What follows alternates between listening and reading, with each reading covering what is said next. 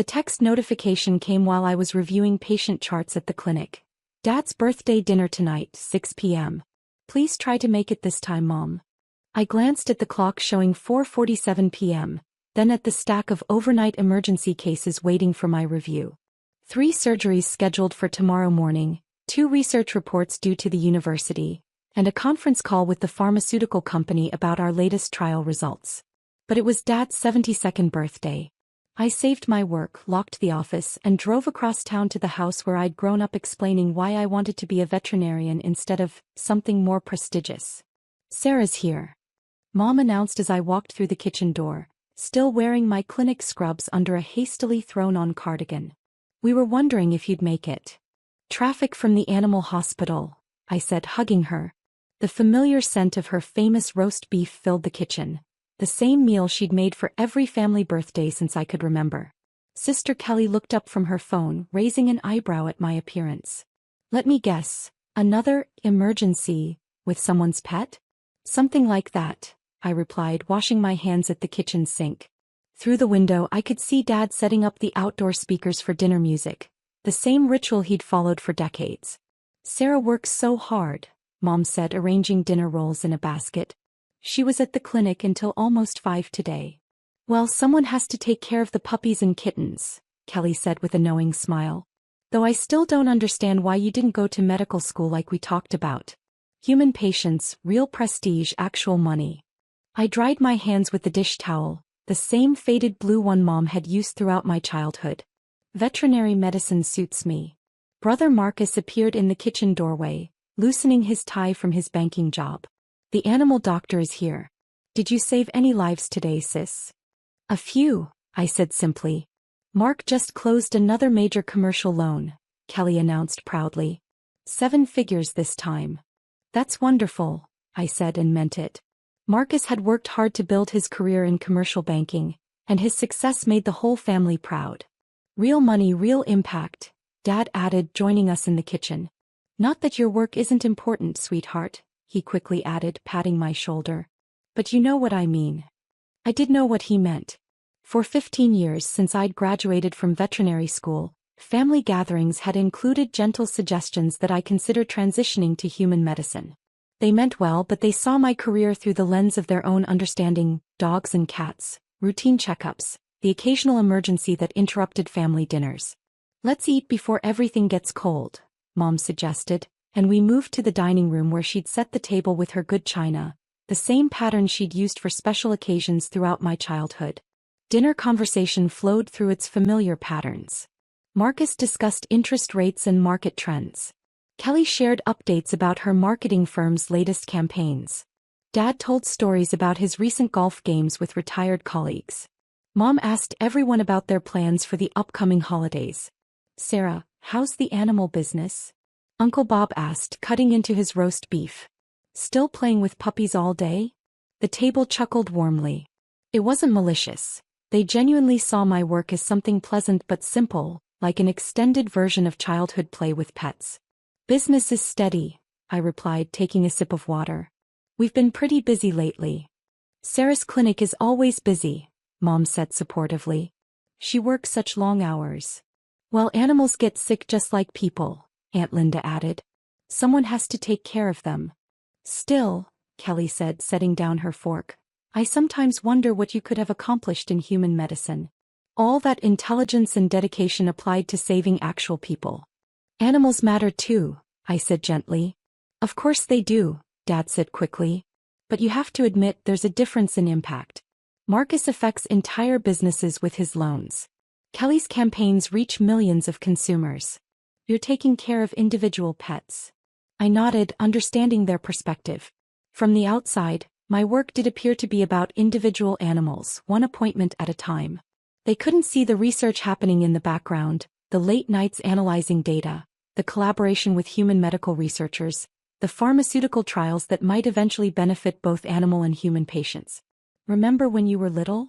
Mom asked with a nostalgic smile. You were always bringing home stray cats and injured birds.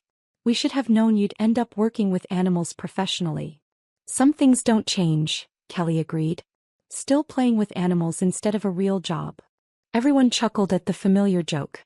I just nodded and helped clear dishes, the same way I'd responded to similar comments for years. There was no point in explaining the complexity of veterinary research or the significance of cross-species medical breakthroughs. They saw what they understood and I'd learned to let them. Coffee and cake in the living room, Mom announced, carrying Dad's birthday cake toward the other room. I want to check the news before we start the birthday celebration. We settled into the comfortable living room furniture, the same couch and chairs that had anchored family gatherings for decades. Dad reached for the remote control, flipping through channels until he found the local evening news.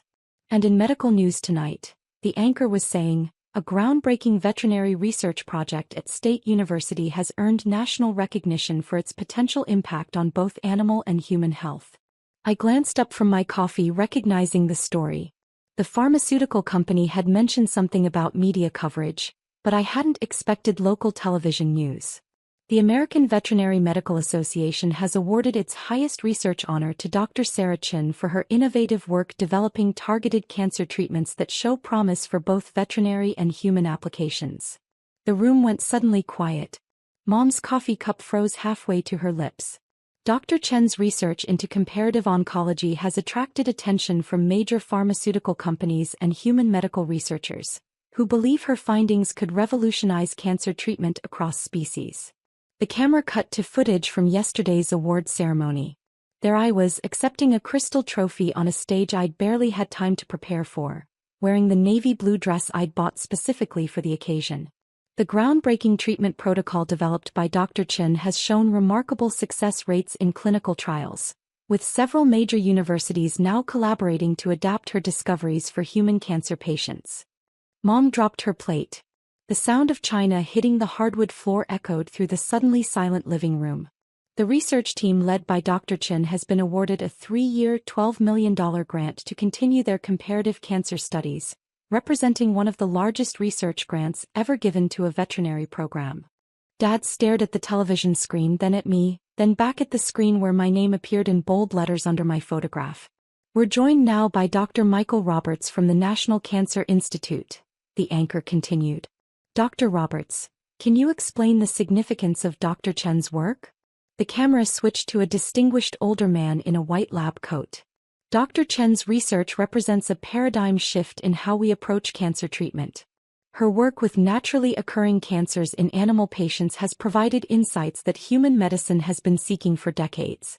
The implications for cancer treatment across species are truly remarkable. Kelly slowly set down her coffee cup, her marketing professional's mind clearly processing what we'd just heard. Sarah, she said quietly, $12 million? The grant will fund the next phase of research, I explained simply, the same way I'd responded to congratulations from colleagues all week. You're on television, Marcus said as if he couldn't quite believe what he was seeing. The national news picked up this story? The pharmaceutical companies are interested in the applications, I said, watching my family's faces as they processed information that completely reframed their understanding of my career. Dr. Chen's team has published findings in both veterinary and human medical journals, the news anchor continued, and her research has been cited by oncologists worldwide as a breakthrough in comparative cancer studies. Published in medical journals? Dad asked, leaning forward in his chair. Human medical journals? Cross-species research applies to both fields, I explained. Cancer behaves similarly across mammalian species, so discoveries in veterinary oncology often translate to human medicine. The news segment continued with footage of the research facility where I spent most of my days, the laboratory equipment that looked nothing like a traditional animal clinic, the sophisticated imaging technology that rivaled any human hospital. But you never mentioned any of this, Mom said, still staring at the television screen where my photograph remained displayed alongside impressive research statistics. You never asked about the research side of my work, I said gently. When people ask about veterinary medicine, they usually want to hear about the animals, not the data analysis. Data analysis? Uncle Bob repeated as if the words didn't fit with his understanding of animal care.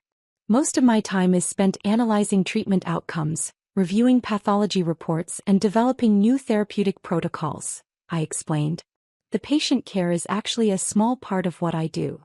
The grant funding will allow Dr. Chen's team to expand their research to multiple veterinary teaching hospitals, the anchor explained, with the goal of developing treatments that can benefit both animal and human cancer patients. Kelly pulled out her phone, clearly searching for more information. Sarah, there are articles about you in major medical publications. Forbes has a piece about your research. You're listed as one of the top veterinary researchers in the country. The pharmaceutical companies have been tracking the research progress, I said, accepting that my family's understanding of my career was shifting rapidly. Cancer treatment is a significant market for both animal and human applications. Why didn't you tell us about any of this? Dad asked, and I could hear genuine confusion in his voice. All these years we thought you were just treating pets. I am treating pets, I said. But cancer treatment requires understanding the disease at a molecular level. The research that helps animals also advances human medicine. Marcus shook his head slowly. $12 million in research funding. That's more than my bank approves for most commercial developments. And you've been doing this while we've been telling you to get a real job, Kelly said, and I could see her processing the irony of her marketing background compared to the medical research I'd been conducting quietly for years. Your work is helping develop cancer treatments for people? Mom asked, finally setting down her coffee cup. Actual human cancer treatments? The research crosses over, I confirmed. Naturally occurring cancers in dogs often mirror human cancers more closely than laboratory models. Successful treatments in veterinary patients can be adapted for human applications. The news segment concluded with information about the upcoming research expansion and additional collaborations with human medical centers. My photograph remained on screen as the anchor transitioned to the next story. Dad reached for the remote control and muted the television. The living room fell into contemplative silence, broken only by the distant sound of birthday party music still playing from the outdoor speakers. Sarah, he said finally, I owe you an apology. We all do. You don't owe me anything, I replied honestly. I chose not to explain the research side because people are usually more interested in the animals. But we're your family, Mom said, tears forming in her eyes. We should have understood what you were really doing all these years. You knew I was doing work that mattered to me, I said. That was enough. Kelly looked up from her phone, where she'd been reading articles about veterinary research. This says your work has potential applications for childhood cancers. You're helping develop treatments for children with cancer. Some of the protocols show promise for pediatric applications, I confirmed. Cross-species research often reveals treatment approaches that wouldn't be discovered through traditional human-only studies. All this time, Uncle Bob said slowly, we've been joking about you playing with animals and you've been developing cancer treatments. The animals are still the most rewarding part, I said truthfully. Every patient matters whether they have 4 legs or 2. Marcus stood up and walked to the window, looking out at the backyard where we'd spent countless family gatherings. I make loans for businesses, he said quietly.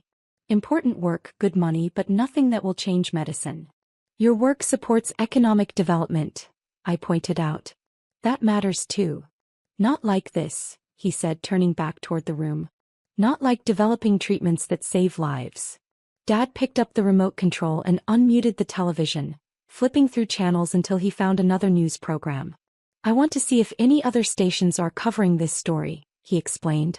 We found 3 more news segments about the veterinary research grant, each one providing additional details about the scope of the work and its potential impact. Seeing my name and photograph repeatedly on television seemed to help my family understand the significance of recognition I'd been receiving within the veterinary and medical communities. The research team's work with comparative oncology has attracted international attention, one anchor explained, with universities in Canada and Europe requesting collaboration on similar studies. International collaboration? Mom asked, looking at me with new understanding. You're working with researchers around the world? Cancer research benefits from global cooperation, I explained. Sharing data and treatment protocols helps develop better therapies faster. Kelly continued reading articles on her phone, occasionally sharing details with the rest of the family. This says you've been published in 37 peer-reviewed journals over the past 5 years. 37 publications. Research requires documentation, I said simply. Publishing findings allows other researchers to build on the work. I don't publish anything, Marcus admitted. I just approve loans and file reports. Different types of work require different approaches, I pointed out. Banking supports community development in ways that research can't. But I could see that my family's perspective on their own careers was shifting as dramatically as their understanding of mine. The work they'd considered more prestigious and impactful suddenly seemed smaller in comparison to medical research with global implications. Sarah, Dad said, reaching for my hand, I'm proud of you. I've always been proud of you, but I didn't understand what you were really accomplishing. You raised me to pursue work that mattered, I replied. Everything I learned about dedication and persistence came from watching you build your own career. But we discouraged you from staying in veterinary medicine, Mom said sadly. All those years of suggesting you switch to human medicine, when you were already contributing to human medicine through your research. You wanted me to succeed, I said. That support mattered even when we disagreed about the path. The evening news concluded with weather and sports, and Dad finally turned off the television. The living room felt different somehow, as if the family dynamics had shifted during the past hour of watching my professional recognition play out on multiple news programs. We never really asked about your research, Kelly said thoughtfully. When you talked about work, we heard animal clinic and assumed we understood everything. Most people associate veterinary medicine with pet care, I said. It's easier to let them maintain that understanding than to explain research methodology and pharmaceutical development. But we're not most people, Marcus said firmly. We're your family. We should have been curious enough to ask better questions. You asked the questions that mattered to you, I pointed out. Whether I was happy, whether I felt fulfilled in my work, whether I was financially stable. Those are good questions. Dad stood up and walked to the mantelpiece where Mom had displayed family photographs spanning decades. He picked up a picture from my veterinary school graduation, where I stood smiling in my cap and gown between my proud parents. You were so determined to become a veterinarian, he said, studying the photograph. Even when we suggested alternatives, you never wavered. I knew what I wanted to do, I confirmed. Research was always part of the plan, even if I didn't explain it well at the time. And now you're changing cancer treatment, Mom said as if she still couldn't quite believe it. Our daughter is helping develop treatments that will save lives. The research team is developing treatments, I corrected gently. Science advances through collaboration, not individual efforts. But I could see that my family needed time to process the gap between their perception of my career and the reality of my professional accomplishments. Years of gentle jokes about playing with animals had created a narrative that was difficult to reconcile with $12 million research grants and international medical collaboration. I want to understand your work better, Kelly said decisively. Not just tonight but ongoing. I want to know what you're researching and why it matters. I'd like that, I replied honestly. The research can be complex, but the goals are straightforward, better treatments for patients, whether they have 4 legs or 2. Can we visit your laboratory? Marcus asked. I want to see where this research actually happens. Of course, I said. Though it might be less dramatic than television makes it appear. Mostly data analysis and careful documentation. Still, Dad said, replacing the graduation photograph on the mantelpiece, I'd like to understand what a typical day looks like for you. As we cleaned up the coffee cups and birthday cake plates, conversation continued about the research, the implications of cross-species cancer treatment, and the collaborative nature of modern medical research. My family asked thoughtful questions about the grant funding, the publication process, and the timeline for developing new treatments. Sarah, Mom said as I prepared to leave, next time someone asks about your work, I'm going to know how to answer properly. You always answered properly, I said, hugging her goodbye. You told people I help animals, which is true. Everything else is just technical details. Technical details that are changing medicine, Dad pointed out, walking me to my car. Details that matter to patients and families dealing with cancer. Driving home through the familiar streets of my childhood neighborhood, I reflected on the evening's unexpected turn. My family's discovery of my professional recognition felt surreal, like watching strangers react to news about someone they'd never met. But perhaps the most meaningful part wasn't their amazement at the grants and publications. It was their genuine interest in understanding work they'd never thought to ask about, their recognition that my quiet dedication to veterinary research had been building toward something significant all along. The next morning, I returned to my normal routine patient rounds at dawn, laboratory work until noon, data analysis through the afternoon. But my phone buzzed throughout the day with messages from family members sharing articles they'd found about veterinary research, asking questions about cancer treatment protocols, expressing newfound appreciation for the complexity of cross-species medicine. Saw another article about your research. Kelly texted with a link to a medical journal interview. I'm telling everyone at work that my sister is developing cancer treatments. Found this piece about veterinary oncology, Marcus wrote, sharing an economics article about pharmaceutical development. Had no idea this was such a major industry. Your father has been researching veterinary medicine all morning, Mom called to report. He wants to understand everything he missed over the years. That evening, Dad called with specific questions about my research methodology. I've been reading about comparative oncology, he said. Can you explain how cancer similarities across species translate to treatment development? For the first time in years, I found myself describing the scientific details of my work to a family member who was genuinely curious about the process, not just the outcomes. We talked for an hour about research design, peer review, collaboration protocols, and the long-term goals of cross-species cancer treatment.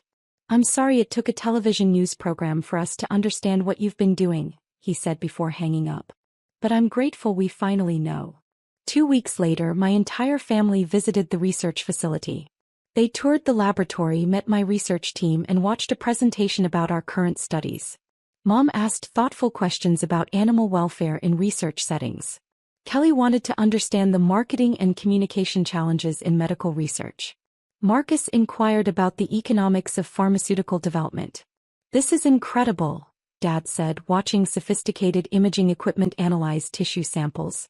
This is nothing like what I imagined when you said you worked with animals. We do work with animals, I explained, introducing him to one of our canine cancer patients receiving experimental treatment. But modern veterinary medicine requires the same scientific rigor as human medicine. More rigorous in some ways, added Dr. Peterson, my research partner. Veterinary patients can't communicate symptoms verbally, so we rely heavily on objective data and careful observation. As my family learned about the day-to-day reality of veterinary research, I realized how much I'd contributed to their misunderstanding by accepting their simplified version of my career. I'd allowed them to maintain comfortable assumptions rather than challenging them to understand the complexity of modern veterinary medicine. Why didn't you insist that we learn about this years ago? Kelly asked as we concluded the laboratory tour. You never seemed interested in the technical aspects, I replied honestly. When I mentioned research, people's eyes would glaze over. It was easier to talk about the animals. But we missed so much, Mom said sadly. All these years of important work, and we treated it like a hobby. You treated it like work that made me happy, I corrected. That's what mattered most.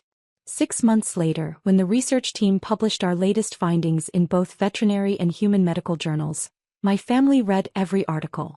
They understood enough about the scientific process to ask informed questions and celebrate the significance of peer review and publication.